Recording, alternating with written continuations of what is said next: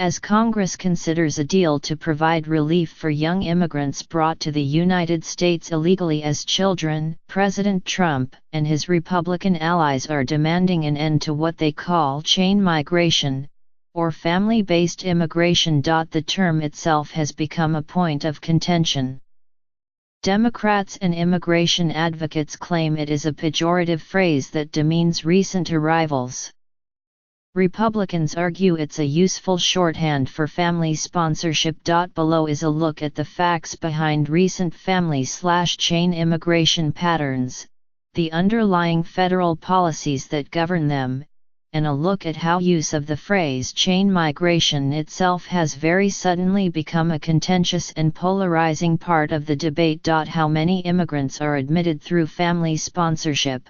Since the Immigration and Nationality Act of 1965, the United States has prioritized admitting immigrants with relatives living here.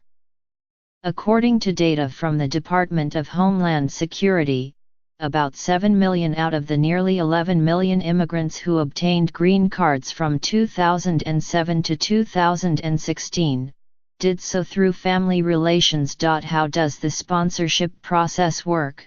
Under current law, American green card holders can sponsor their spouses and unmarried children for permanent residence just like naturalized and native-born citizens.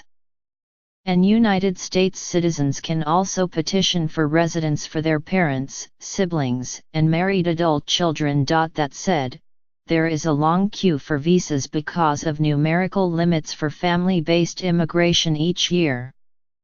As of November 1, more than 3.9 million people were waiting in line. After a petition is filed and approved, would-be immigrants are essentially handed a ticket number called a priority date and can only apply for a green card when the State Department calls their number. Depending on the country of origin, a sponsor's immigration status and the applicant's relationship to their sponsor, the waiting period can last from months to decades. In January 2018, for example, most immigrants sponsored by their United States citizen siblings could begin to apply for a green card if their priority date was before June 22, 2004, a waiting period of 13.5 years.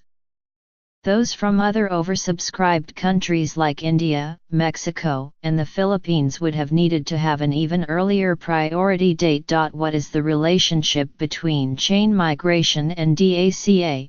To apply for the Deferred Action for Childhood Arrivals program, immigrants had to be younger than 31 on June 15, 2012, and must have proof of having arrived in the United States before age 16. Theoretically, the children of those applicants are more likely to be American citizens, and their spouses also legal residents, citizens, or dreamers, according to the Liberal Center for American Progress. If dreamers are given a pathway to citizenship through legislation, they in turn could sponsor their parents for legal status as well. But those who entered the United States illegally are required to leave the country and wait 3 or 10 years before applying for an immigration visa. That's a significant barrier most would be unlikely to contemplate, according to the Nonpartisan Migration Policy Institute.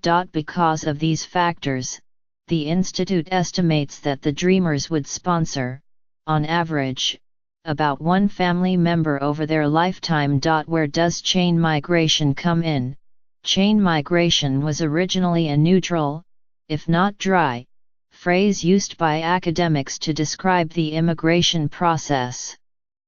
For example, an academic paper from 1964 describes the benefit of initial accommodation and employment arranged by means of primary social relationships with previous migrants while discussing the growth of Italian neighborhoods in American cities. In scholarship, the term appears to have emerged in the 1960s before tapering off in recent years, and even being eclipsed by the more recently established family reunification. But popular use of the older phrase has skyrocketed. According to Google Trends search data, there were only modest spikes in user queries while immigration policies were debated in 2005 and 2015, before a spike in December 2017. Why the sudden uptick? The White House and allies have deployed the phrase to label existing policy they find undesirable. In talking points and white papers, they have stated a preference for a merit-based system while labeling the current sponsorship process as chain migration. Democrats, meanwhile, prefer the term family reunification and say the practice is a reflection of American values. Discussing DACA negotiations on January 12, Senator Richard J. Durbin, Democrat of Illinois, called the term offensive, though he has actually used it himself as recently as 2010, a time when it appeared to be less of a loaded phrase between the two political parties. Leo Chavez, a professor at the University of California at Irvine who studies media representations of immigration, said he had seldom heard chain migration in public discourse until the debate over immigration intensified in the last few months. It's an attempt to sway public opinion, Mr. Chavez said, adding that the once scholarly term has taken on negative connotations as if it's a conspiracy, a plot, a threat to the changing demographics. It is not unlike Anchor Baby, the Browning of America, or even Dreamers.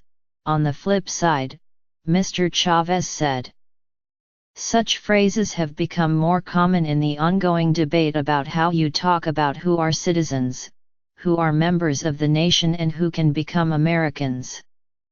It's never a settled question. It hasn't been for 200 years and it isn't now.